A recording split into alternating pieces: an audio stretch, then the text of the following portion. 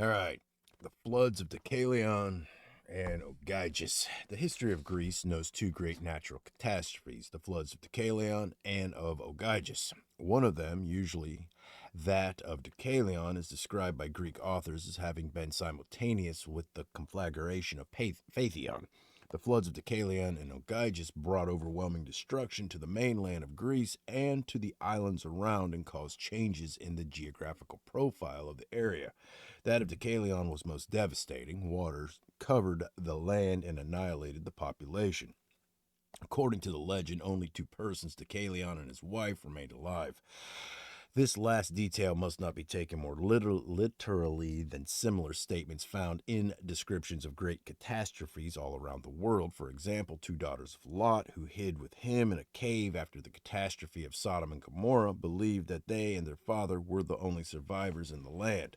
The chronologists among the fathers of the church found material for assuming that one of the two catastrophes, the flood of Deucalion or that of Ogyges, had been contemporaneous with the Exodus. Julius Africanus wrote, "We affirm that Ogyges, from whom the first flood in Attica derived its name and who was saved when many perished, lived at the time of the exodus of the people from Egypt along with Moses."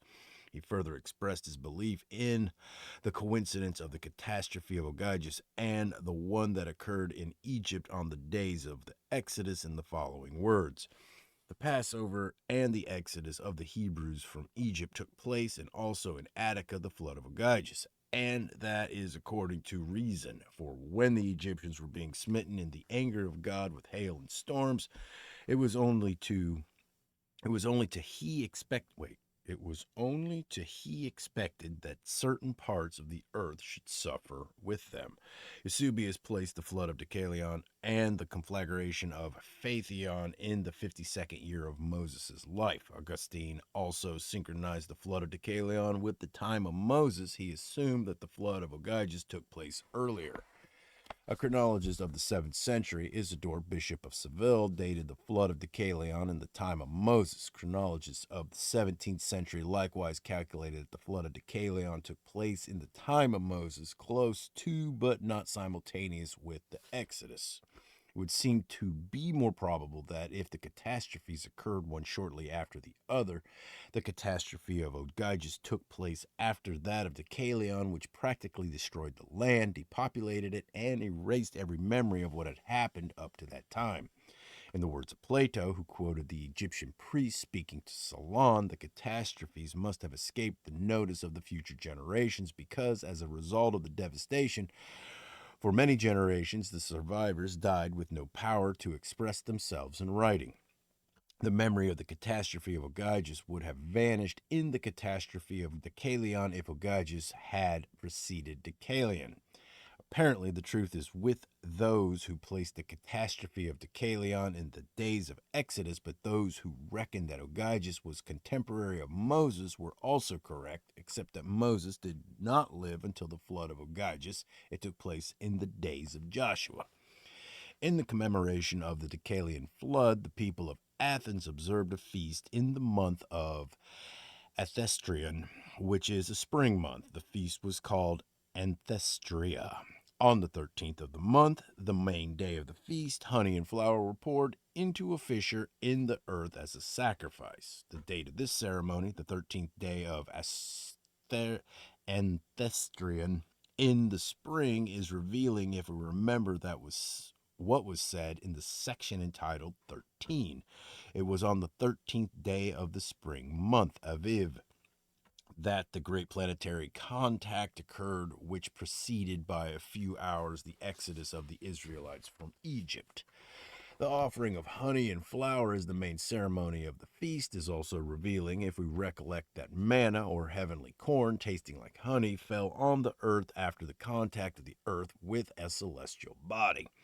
As to the provenance of the name Deucalion, scholars admit that it is not known. For the name of the person of Ogyges, we have some concrete information. Although Ogyges was a king, the Greek annalists who wrote of the flood of Ogyges as one of the outstanding events of the past of their country, at the same time did not know anything about a king of that name in Greece, who was Ogyges.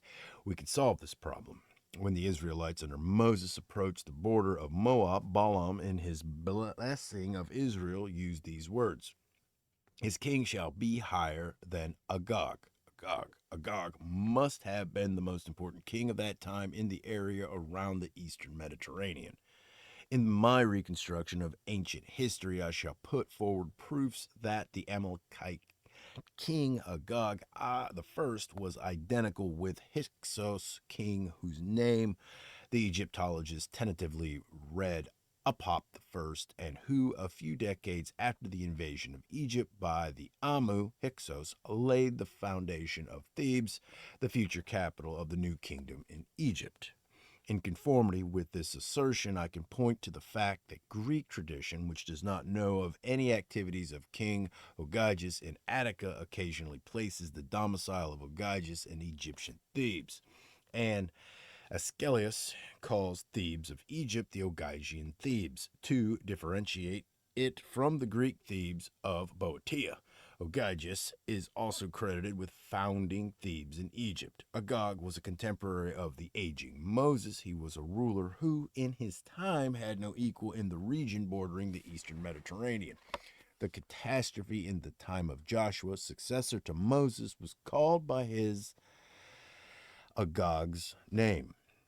The assertion of Solinus, the author of Polyhistor, that the flood of Ogyges was followed by a night of 9 months' duration does not necessarily signify a confusion with the darkness that ensued after the cataclysm of the Exodus. As the causes were similar results must have followed. The eruption of thousands of volcanoes would suffice to produce this darkness of a shorter duration than that which followed the cataclysm of the Exodus.